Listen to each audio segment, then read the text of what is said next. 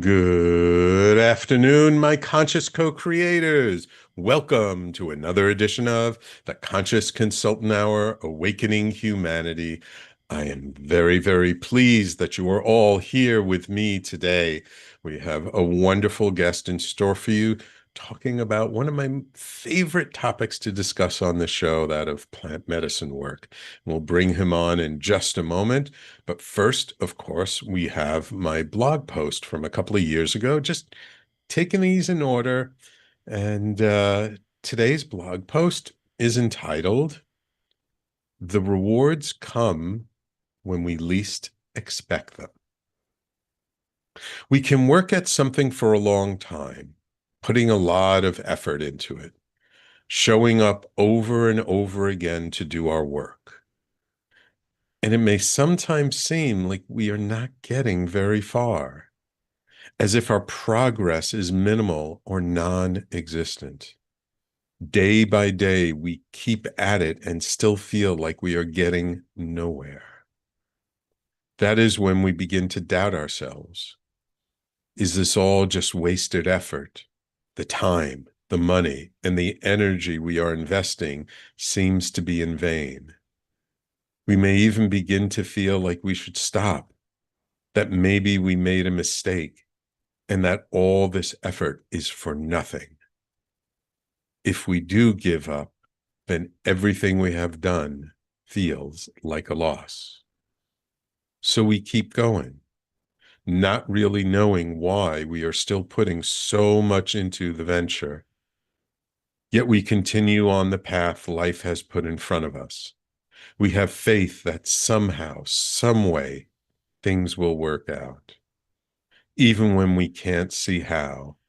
So we just keep going. And just when it seems like everything we've done is all about to fall apart, magic happens. That unforeseen event or that chance meeting falls in our lap, seemingly out of nowhere. That magic event happens. And suddenly, almost in the blink of an eye, everything changes. The rewards of our efforts start to show up. We begin to experience something we've been waiting for so long. Everything suddenly makes sense. It is as if the whole world comes into alignment. And now we can reap what we have sown for so long. Perhaps the benefits that come our way start as just a trickle, not that much to get excited about, yet they are an indication of where things are going. A changing of the tide in our favor. What started as a trickle soon turns into something a little more substantial. All the while, new opportunities and new rewards show up in the most unexpected ways. It is hard to believe, for after working for so long with so little coming back to us, we got used to just putting our effort in without any result. And now that has changed. Now we find ourselves in the position of receiving so much. The proverbial overnight success that was years in the making. Others only see the results we have received. They do not remember how long and how much we put into it. But we do. And we know that all that is now coming to us has been on its way for a very long time. So we learn to embrace our newfound riches. They may not be physical riches, yet they are all the more dear to us regardless. And if they are physical riches, we learn to enjoy them for the prize that they are. We thank life for not letting us give up too soon. All those who stood by us when times were lean are all given their due. Our hearts are so full with the satisfaction of now living in the abundance we have created. Although it was not so long ago we were doubting ourselves, it now feels like ages. And what joy it all brings to our hearts. So, do you have something you've been working on for a long time that you have yet to see the rewards for? What can you do to give yourself the encouragement to keep going?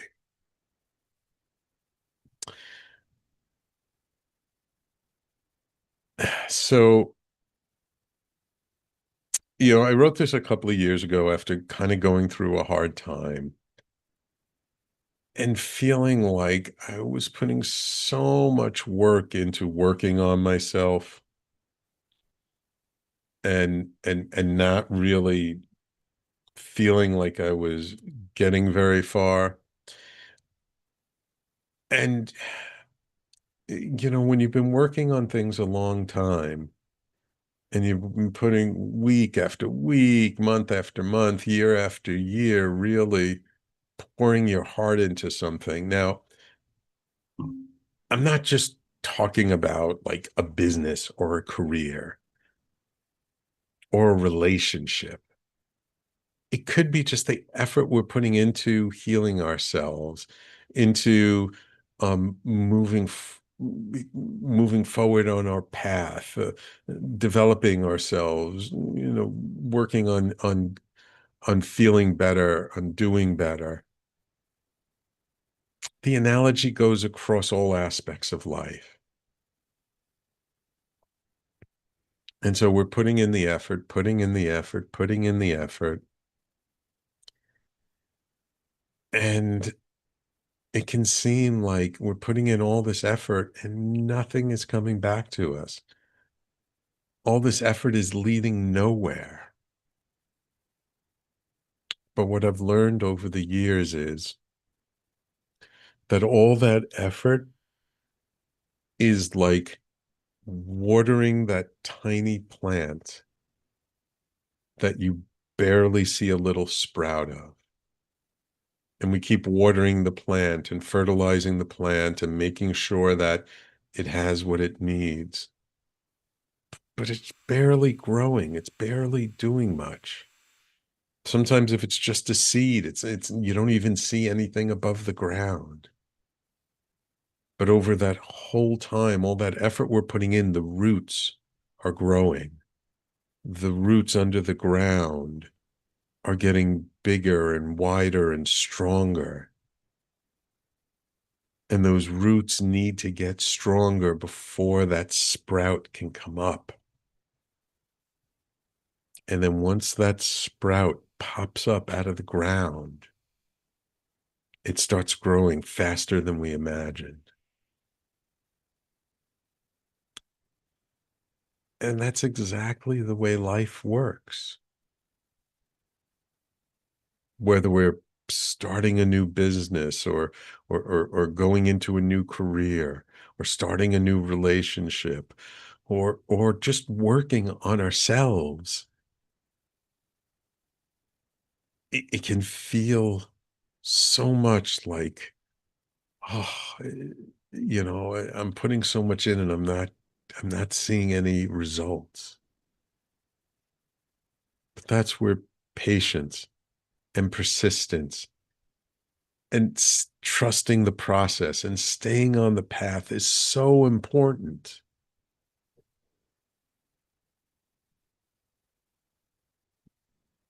Because if we give up, if we stop, if we walk away from it, then everything we've put in before, not that it's wasted effort, but then we don't get to enjoy the fruits of that.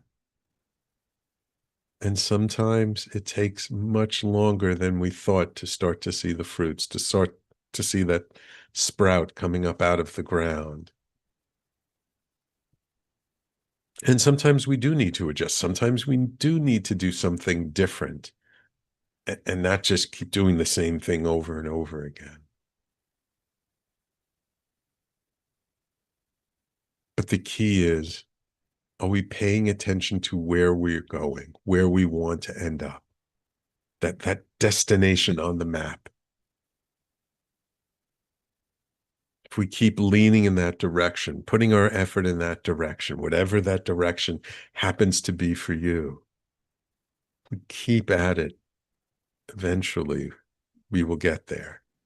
Maybe not in our timing, maybe not in the way we thought we would. And maybe when we get there, it doesn't look the way we thought it would look, but we will get there. And so this blog I wrote a couple of years ago was really inspired by my own journey of feeling like I had been doing so much work on myself and it not really coming to fruition and not really seeing the deep change that I wanted to see in myself. And then suddenly it was there. And then, beyond my expectation, things shifted and changed. And so I felt it was important to kind of share that lesson with everyone, that little bit of encouragement to, hey, like keep going. Even if it doesn't feel like you're getting very far, keep going. You never know. Like that one shift, that one change that you're looking for, it might be right around the corner and you don't know it. It might not be, you might still have a long way to go, but it might be. And so I like to just lean into that possibility that that moment when everything shifts for us, it is closer than we think. It may have taken longer than we wanted to get there, but it's closer than we think. So that's my blog post. It's entitled "The Rewards Come When We Least Expect Them." And of course, you can always find my blog at my website, theconsciousconsultant.com, and on the radio station's website at talkradio.nyc/blog. And if you like my blog post, hey, I got a book, Everyday Awakening, that has like whole bunches of perspectives like this. You'd probably like that too. All right. Now, it is my extreme pleasure to welcome to the show White Owl, a ceremony leader, healer, and author of In Service of Ayahuasca, a medical doctor's journey into an ancient healing tradition. Working with Amazonian plant medicine since 2005, the leading ceremonies since 2008. So this is not new for this guy. White Owl brings together the worlds of modern medicine, psychotherapy, and indigenous healing traditions, guided primarily by the plants themselves and trained by Peruvian mestizo vegetalistas. His path reflects a rare integration of scientific understanding, deep spiritual practice, and decades of lived experience. Retiring from medicine in 2022 after 36 years as a comprehensive ophthalmologist, White Owl trained in Gestalt psychotherapy and emotion-focused therapy for couples, maintaining a therapeutic practice alongside his medical career.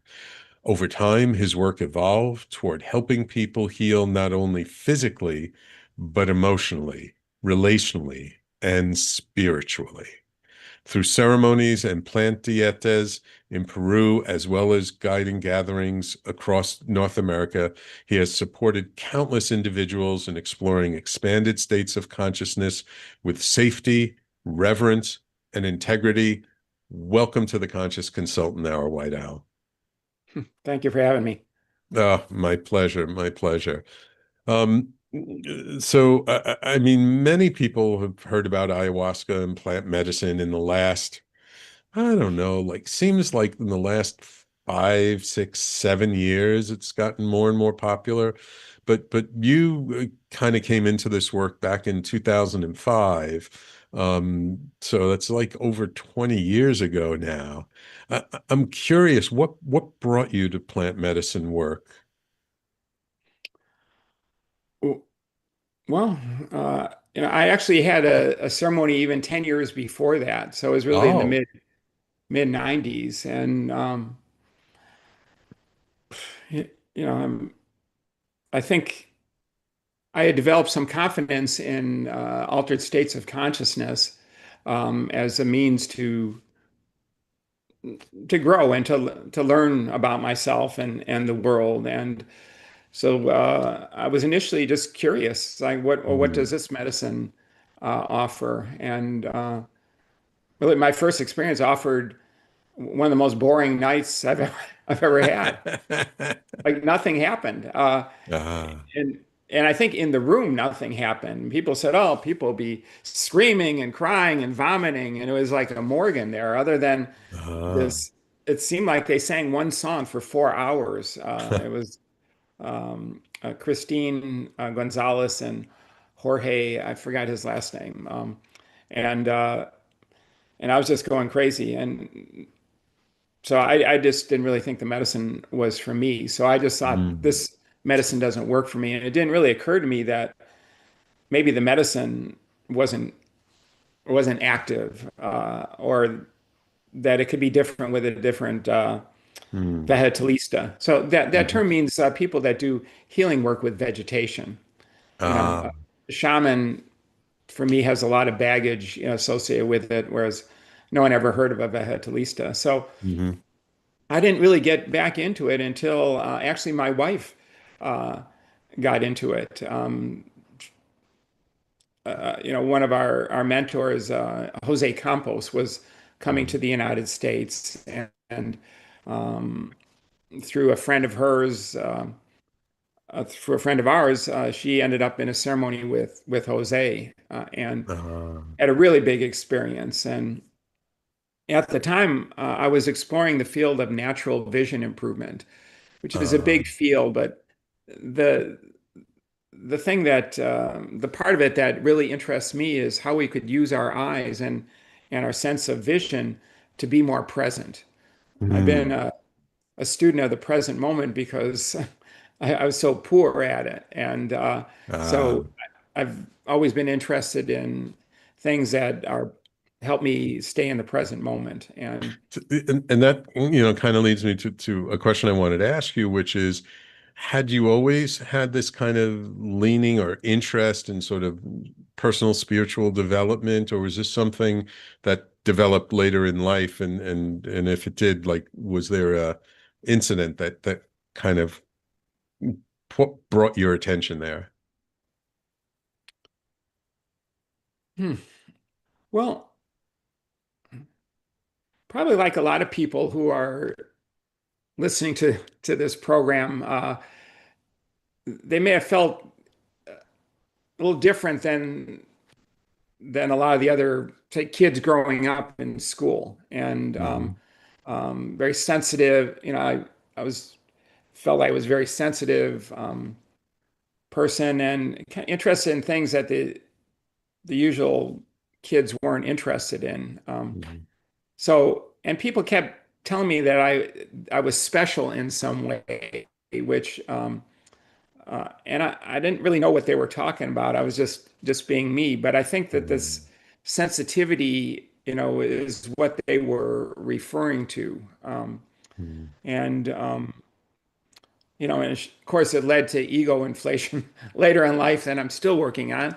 Um, Hmm. but at least other people felt like there was something, different about me. And so I think it was really when I got initiated in transcendental meditation in Ah. 1970 that I became aware of, the possibility of different levels of consciousness. And, in TM, they talk about cosmic consciousness, which Hmm. I did not achieve by meditating, but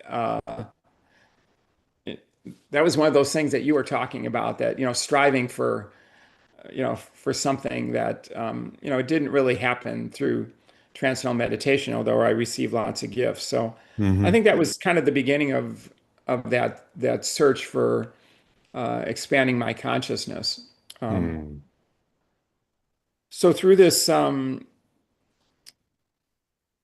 natural vision improvement. Well, as I was working with this, I had a psychic reading. The psychic Oh. used a tarot as a basis of her reading. But then she would go on from there. And she said, for you to do this work in natural vision improvement, you're going to need to work with the spiritual realm in a way that you're not familiar with. And she looked at the cards. She said, you should check out shamanism. I think there's something there for you. Um, so that was actually what brought me to ayahuasca, that my wife and others said, this medicine can open one up spiritually. And I Hmm. didn't even really know what that meant. It's still hard for me to put into words what that means to be open spiritually or to be a spiritual being. But it sounded good, and so that was actually why I jumped in to be able to have this connection with the spiritual realm to do this Hmm. other work. And I think really in that first ceremony with Jose, um, I was enchanted, by Hmm. this work. I was gifted with one of those mystical experiences. Ah. As at the beginning, that song that you played at the beginning, where the person speaking says, "We are all connected." So, I mean, I had an experience of that being connected to the all, Hmm. um, the God in everything, which had been a concept that I had had, but it's different between having a concept and having a lived experience. And I think that's what's Right. so beautiful about these medicines, that they can give us an experience of something that is very profound and changes us. Hmm. So I had one of those experiences, and and then my second experience was the worst night of my life. I Funny I how took that a happens, isn't it? I took a trip to hell. I didn't even really believe in the devil before that, but in that experience, I turned into the devil, and Oh. had horns pop out and claws, uh, and my particular hell was every fault or criticism or flaw I saw in myself was on like this hideous slideshow, and I could just all night long I was seeing all this and beating myself up, really without mercy for being such a Hmm. flawed human being. And Hmm. um, and that experience really changed me. It took a little bit of therapy to kind of integrate that one, and my wife said I became a much better husband after that experience because I think it was extremely humbling. Yeah. I thought I was a pretty together person, a very experienced psychonaut. I could handle pretty much Hmm. anything, but that brought me to my knees. And I Hmm. could see that, my narcissism and self-importance, pretty clearly. And she said, "Wow, now you can apologize when you screw up." Whereas before I would kind of laugh it off, and so it was effective medicine for me. I had done a lot of therapeutic things, but nothing got into the ego stuff like this medicine. And like I say in the book, if you don't start out humble going into this work, you'll likely get there very quickly. The Yeah. medicine will make you shit your pants or something like that. Yeah. It's really hard to be humble, Yes. in that Yes. situation. Not to be humble. So Yeah. I think Yes. that's that. Did I explain did I answer your question? How I got Uh, into it? yeah. Yeah. Yeah. Yeah. I just wanted to relate because I had not the same kind of experience, but sort of a tangential experience where I remember going into a ceremony once with the intention of sort of experiencing oneness and the interconnection of life and stuff. And then what was shown to me all night long was like war and violence and all this horrible stuff. and I was just like, huh? I mean, totally confused me and totally didn't understand it until at the very, very end, like as the medicine was fading, and then the answer kind of came to me. It's like, well, if you want to be one with the universe, you have to be one with everything, not just not just the rainbows and unicorns, but all the horrible stuff in the world as well. And so then I got the message. Right, Uh, right. uh, um, so after that experience with Jose, well, you said it was really the second one, and then you worked with a therapist to help to integrate that. How long was it um, before you realized that this was something not just for you to participate in, but that you actually wanted to facilitate ceremonies? Yeah, and this actually ties in with your blog, about how things come, in surprising moments, when you Right. least expect it. So after those two experiences, I went down to Peru and did a plant dieta with Mm. Jose. So plant So dieta is explain basically dieta, because not all of my audience might know what a dieta is. right. So a dieta, well, it's diet, Hmm. but what it is sort of a combination of like a Vipassana meditation, um, along with ayahuasca ceremonies and working with other plants.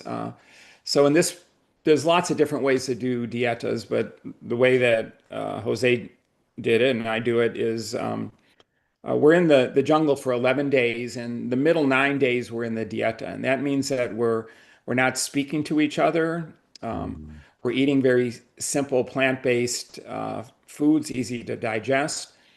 We're living by ourselves, and we're working with the other teacher plants in the jungle, the plants that go into ayahuasca, Hmm. ayahuasca, chacruna, and sometimes other plants. Uh, those can be, brought to the United States and other countries. Although, as you know, it's not legal to be bringing these plants in. Um, Hmm. but there's many other teacher plants, plants that help us in various ways, and in the jungles where we work with them, and they're generally harvested fresh. Many of them are the barks, but sometimes other parts of the plants are used. And most of them, if it's a bark, it's going to be boiled up and served in a carafe that you receive every day. And these are not hallucinogenic, but they help us in various ways. So what we do is a combination of ayahuasca ceremonies every other night, but every day one's working with these other plants. Um, I'm not sure. I'll name some of these other plants that we work with, Hmm. but they're not well known in this part of the world. Hmm. Bowensana is often a plant we start with. It's in the mimosa family. Hmm.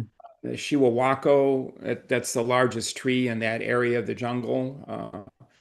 Very massive tree. Lupuna Blanca, Chirisanango, um, to name just a few of them. Um, And the different trees and different plants, do they have different properties? Like are you working with a different one to work on something specific, or are they just kind of like general like detoxification type plants? yeah, that's a great question, Sam. Well,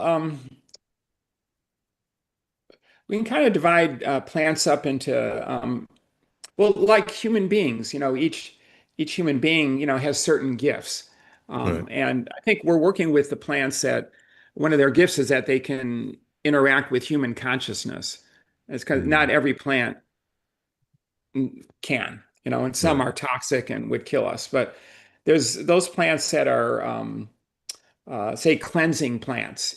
Sometimes at the Hmm. beginning of a dieta, one will work with, uh, say, tobacco or um,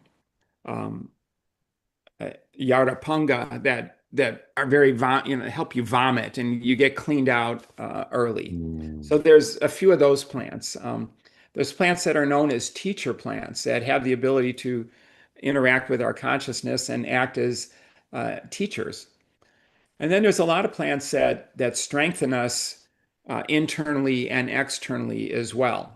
Um, and then there's plants of protection, like tobacco is one of those. Um, Camalonga, which is from the oleander plant, uh, cherry sinango, and there's a various Hmm. sinango. So, and we don't really know how a given plant is going to work with an individual.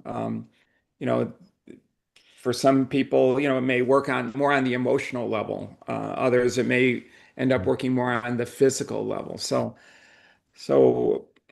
when one enters a dieta, one isn't told like this is what you can expect. It's like see what Mm. happens, see what Mm. happens, rather than fill your mind with ideas of things that may or may not happen.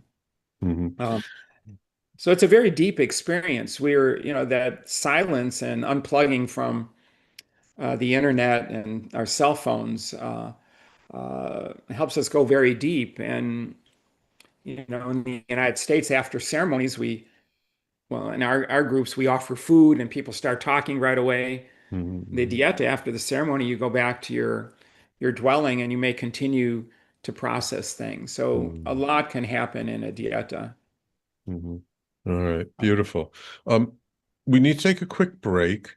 When we come back, let's talk about sort of um, how you went from participant to facilitator, and then like what you've learned over the years uh, in terms of helping to have um, discernment with who you work with or what medicine you work with or what facilitator you work with so that our audience can really get some guidance for moving forward if they're interested in these kinds of topics. Okay? Sounds good. Wonderful. So, everyone, please stay tuned. You're listening to the Conscious Consultant Hour, Awakening Humanity. We do this every Wednesday now, 12 noon to 1 p.m. Eastern Time, right here on talkradio.nyc and all over social media. And we'll be right back with our guest, White Owl, author of the book In Service of Ayahuasca, in just a moment. Are you a spiritual seeker? Are you interested in expanded states of reality? I'm Sam Leibowitz, your conscious consultant. And on my show, The Conscious Consultant Hour, Awakening Humanity, we will dive into these topics with authors, teachers, researchers, and guides. Tune in at our new time, Wednesdays at 12 noon Eastern Time. That's The Conscious Consultant Hour, Wednesdays, 12 noon Eastern on talkradio.nyc. You're listening to Talk Radio NYC. Uplift, educate, empower.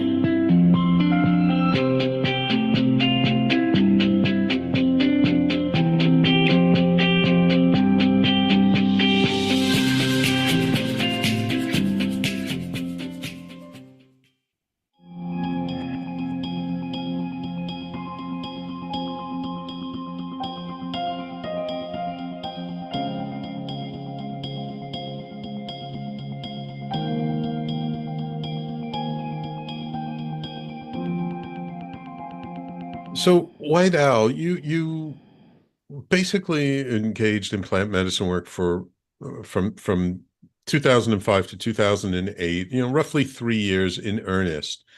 What was it that got you to say, you know what, I want to be more than just a participant. I want to actually serve this medicine. What was that tipping point for you? Well,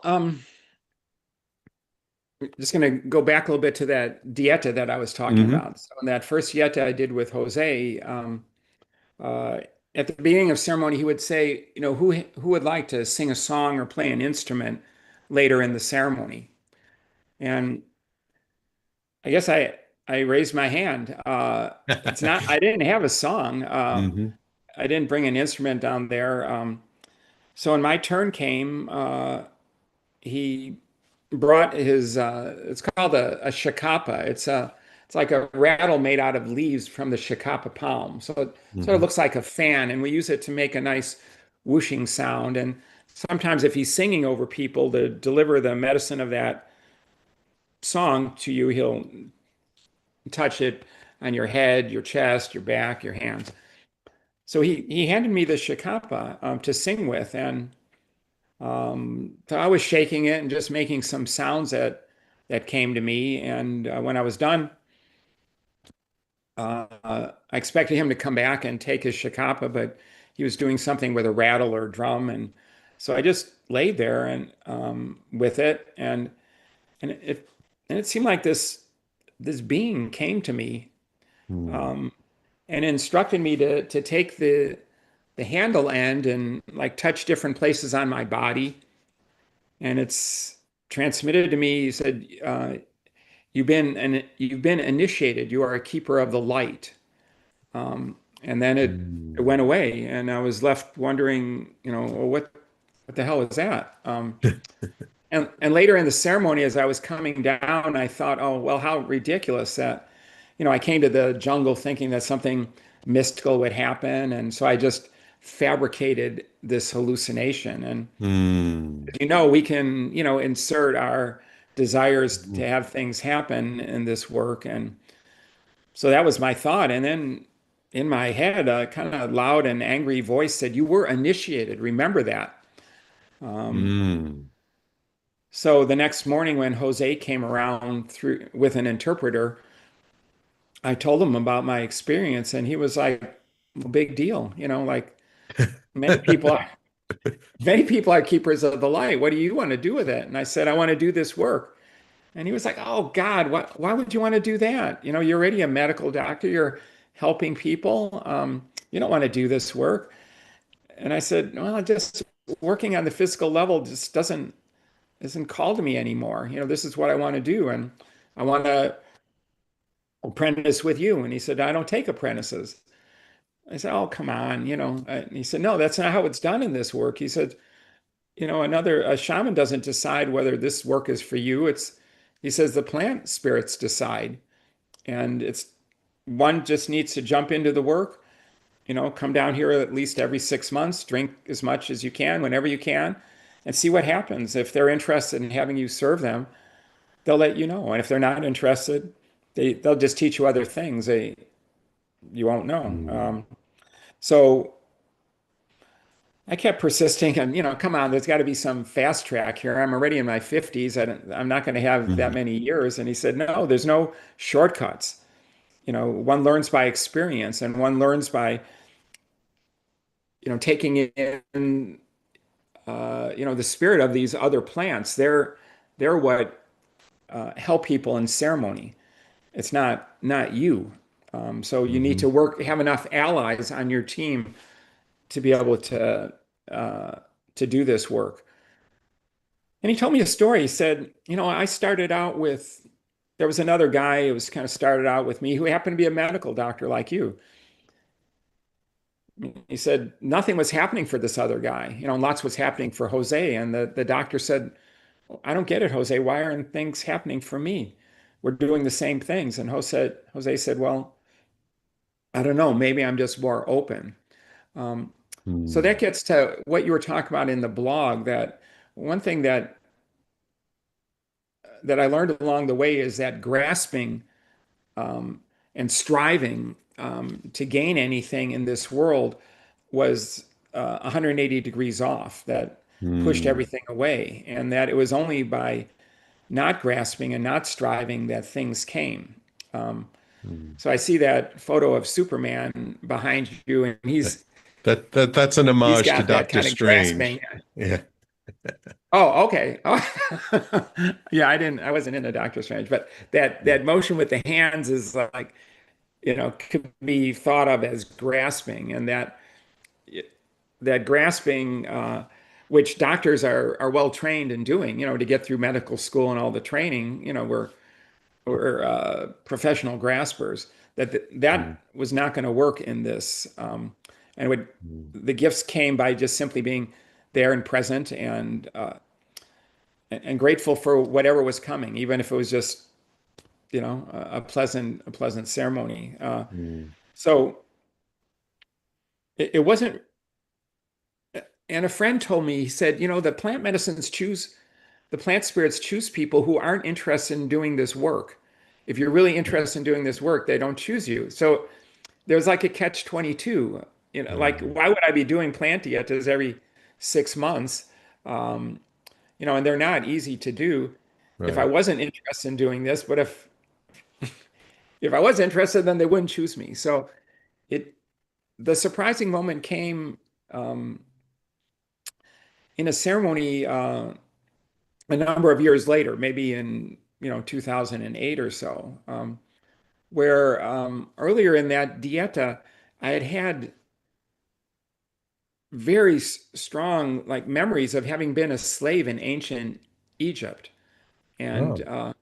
I wasn't like a big believer in past lives, but this was very real, very very Mm, real, and I was being lashed on my back, and uh, and it really felt very real, and it continued even after the ceremony into the next day, which is very unusual. Most things, when the medicine leaves us, they fade, but this was not fading. And uh, Jose said, just stick with it. He couldn't explain it. And mm, the light came on when I realized, oh, the difference between a slave and a free man is a slave either serves or dies. If mm, this, whereas a free man can serve or not serve, and we wouldn't lose our life if we choose not to serve. And mhm, so that night, everything in the ceremony was going great, and then all of a sudden, all the colors faded and everything just turned muddy brown. And suddenly, I got really bored. And really, for the first mm, time since I started on this journey in 2005, I thought, I don't want to do this work. This is messy work. People are crying and freaking out and tremendous responsibility. And I don't want to do this work. And just in that moment, um, in my vision, all these plant spirits were in front of me, and uh, and there was like one in the front, kind of like you, and it looked at me. It said, "Do you want us inside you or not? Now is when you need to choose." And I thought to myself, uh, "Yeah, I freely choose to have you inside me." And then all of a sudden, it felt like I'd swallowed a big bucket of live fish. All these things were swimming around in me, and mm. I was freaking out. It's like, hey, I didn't even ask, who are you? Just, yeah, make yourself at home. And and I went, okay, okay. I think it's just the spirit of all these plant spirits of the plants I'd been dieting with over the years were wanting to know whether wanted whether I wanted them inside. Uh, Mm, and I settled down, they settled down, and directly after that, when Jose asked me to sing, there was a different quality in my voice. There was mm, more power, with the term maridi, that's the power and force that we mhm, get from having plant spirits inside us. It was there. mm, And Jose said sometimes it can happen like that. You're just all of a sudden, the plant spirits are inside you and it changes your voice. And mm, so the sense I made of this, Sam, is that, um, well, number one, they were waiting until I no longer wanted to do this work. So mm, what my friend said was true, that it did come at a time when I no longer wanted to do this work. And mm, also they were waiting until they knew that I could make a free choice. Because I don't know, my whole life I kind of felt I just grew up with this notion that if anyone asked for my help, if I was able to do it, I had to do it. I had to help. ah, It wasn't like I had the freedom to say no. And I think they needed, or they wanted to know that I could say no. right, And right. That you had some sovereignty in there, that it was not that you exactly, had to some do it, but agency. that you wanted to do it, which is Right, a different inflection. right, right. So that was that surprising moment when things changed, when Mm, I no longer wanted to do it and I had the ability to make a free choice. So that was mm, my deal with spirit that night. As I said, I will serve you as long as I want to serve you, and I'm free to leave and not lose my life or mhm. be harmed in any way if I choose not to. Gotcha. Gotcha. Um, yeah, sometimes I know people who participate tend to glamorize the people who are serving the medicine, and they think that, oh, this is so great, this is so wonderful that you can do this, and they don't really see the challenges, the difficult part, the aspects that really um, make it very challenging to be a medicine holder. I'm curious in your years. I mean, it's been, over 20 years that you've been involved in this work. What have you learned about, guiding people as to whether engage in these medicines or not? And if they do, like, how do you discern whether this facilitator or practitioner is a good practitioner for you to work with? Like you said, your very first experience, you didn't feel anything. Like, how have you learned to discern, and how can people discern who's good for them to work with or not? Mhm. Well, the first thing I look for is do people feel really called to this medicine Hmm. or not?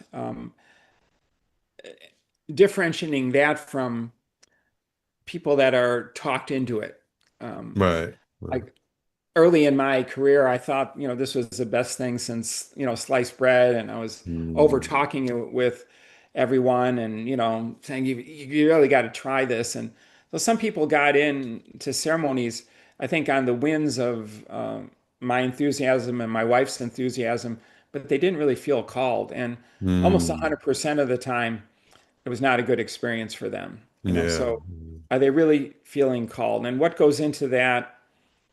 I don't know. I mean, they say that, we don't take ayahuasca, ayahuasca takes us, and Right. so I think, and I believe that that's true. I believe that this is a very intelligent medicine.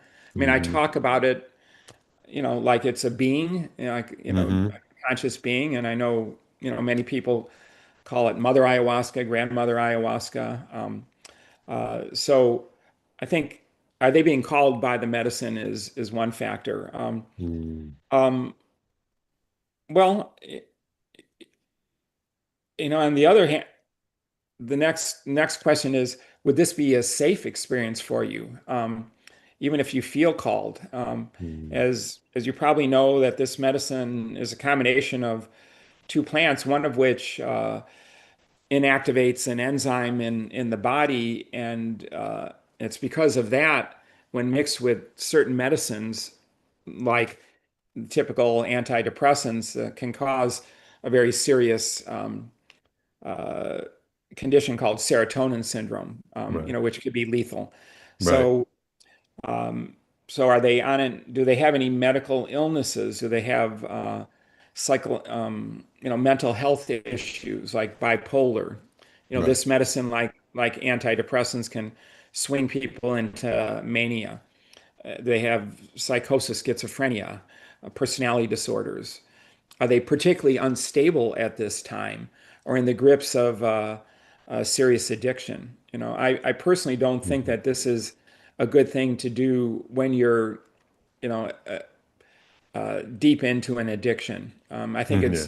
it's really good after you are in a recovery program. I think it'd be helpful, but Hmm. I haven't seen it be that helpful. When people are off their addictions just enough days to get into the ceremony. Yeah. Yeah. And it Um, can be very challenging from what I've seen, for people who have dealt with addiction issues in the past.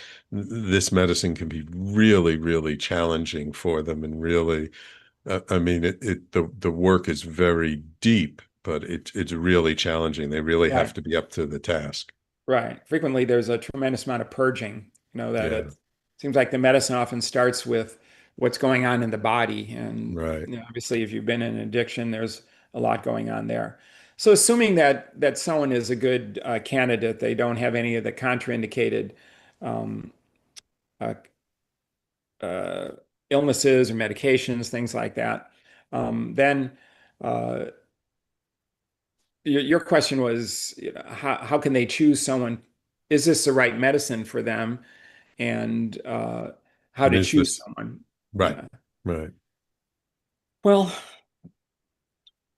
often we don't know if it's the right medicine for someone until they work with it. And Mm, sometimes people need to work with it for a while before they can tell um, if it's a medicine that works for them. Um, mm. uh,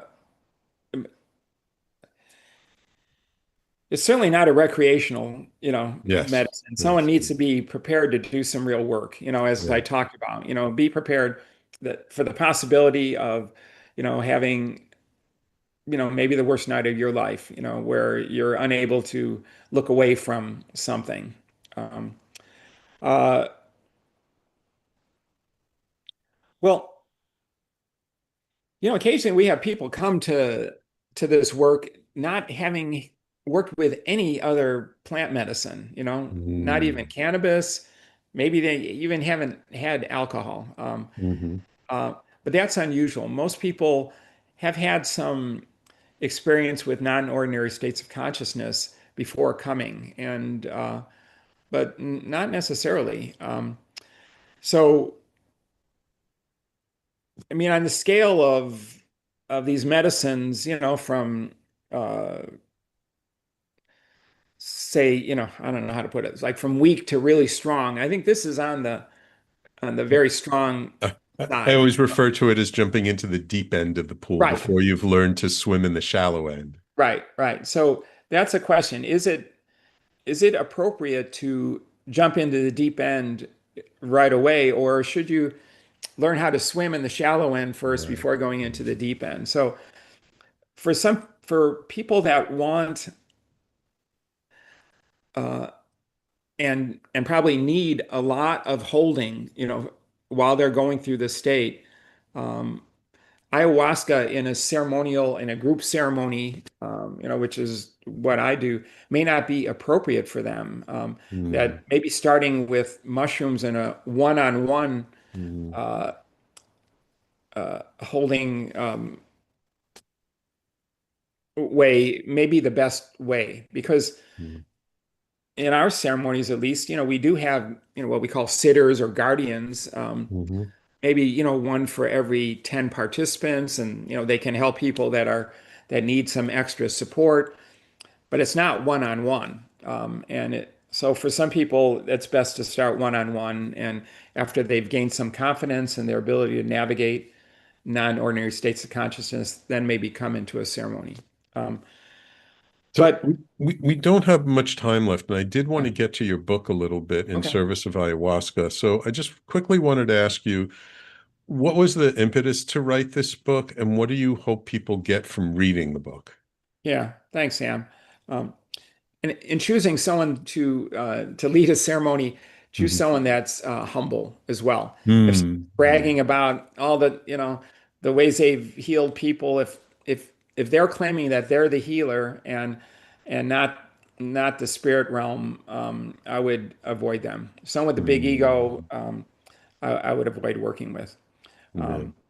So I was approached by the publishers that published my mentor's book, Mm, Geraldine Overton and Michael Weesey. They had run Divine Arts Press, and mhm, the book that they actually wrote and published was The Shaman and Ayahuasca. It's a book about Jose Campos, and mm, after Michael Pollan, and they published that in the early 2000s. After Michael Pollan came out with his book, How to Change Your Mind, it occurred to them that a lot of people in our age group, who may have worked with LSD or, MDA, something like that, in college, uh, and then kind of backed off from these kind of medicines, might be interested in working with these types of medicines. He doesn't talk much about ayahuasca, but pretty mhm, much everything that applies to psilocybin would mhm, apply to ayahuasca. Um, in terms of its beneficial effects, they might be interested in giving it another look, because Mm. he pretty well endorses the respectful use of these plant medicines as a way to uh, open up the mind, change the mind. And they Right. thought that my story, having come from being a medical doctor and then embracing this in a big way and facilitating ceremonies, might be helpful for them in giving some legitimacy to this work, as that this Mm. is, a serious and legitimate path to awakening. Mhm. So they basically talked me into writing this book. I'm not a writer. I was, good at math and science, but not writing. And so they had me write a chapter, and they said, "This is good. The bones are there, and just keep writing."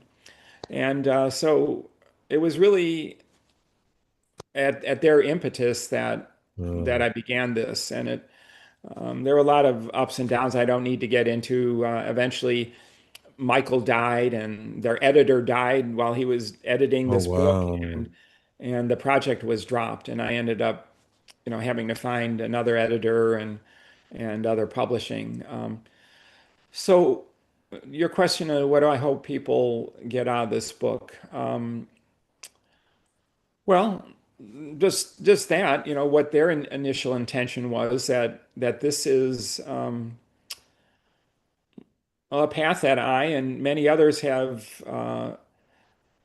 found what we were seeking. Um, Mhm.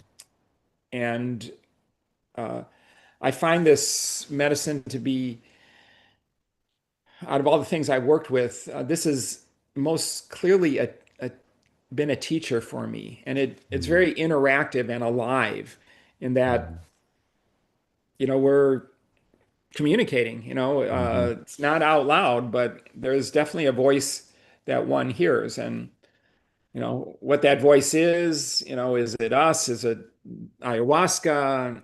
Is it God? No one really knows. But, um, if you're serious about um, your awakening and your expansion and your healing, I think that this is a very good medicine for that. Mhm. And yet it's quite unpredictable. Yeah. One doesn't know, even though we go in with a certain intention, whether your intention is going to be honored that night. Sometimes it's Yeah. just tossed aside, and we have something else in mind for you for tonight. Yes. So I Yes. They think said. it's safe. Mhm. If you're in good hands, you want to make sure that you're with someone who's well experienced, well trained, um, with enough support, enough sitters around to support the group. That the set and setting are held in a sacred manner. Right. Right. Because this is a sacred process, and it needs to be treated with reverence. Right. Um, so in Service of Ayahuasca, it's available on Amazon. I'm taking in most major booksellers. Um, just real quick, your real name isn't White Owl, but you use White Owl. Why do you use White Owl instead of your real name? Well, I don't use my real name because I'm still doing this work, and I don't want to lead the authorities, directly to me. Right. But I had an experience with a white owl in that first dieta where it felt Hmm. like I had received a transmission, um, Uh, and uh, and so the opening chapter of the book, describes this, what for me was a very magical and mystical hmm. experience with this white owl, and I hope that somehow in my book I'm transmitting something, Mm, from that world of spirit. mm, mm. Beautiful, beautiful. Well, unfortunately, White Owl, we have to leave it there. I mean, I could have, I could easily have like a 3 to 5 hour conversation with you about all this stuff, but I am limited by time on this show. So thank you for coming on the show. I really appreciate you taking your time to share your experiences with my audience. Thank you. Thank you. Bless you for your work, and thank you. Thank you so much. And of course, thank you, my loyal listeners, for tuning in each week. Without you, there is no show. And don't forget, if you did miss any part of today's show, you can always catch the replay on talkradio.nyc and all of our social media platforms. Take care, everyone. We will talk to you all next week.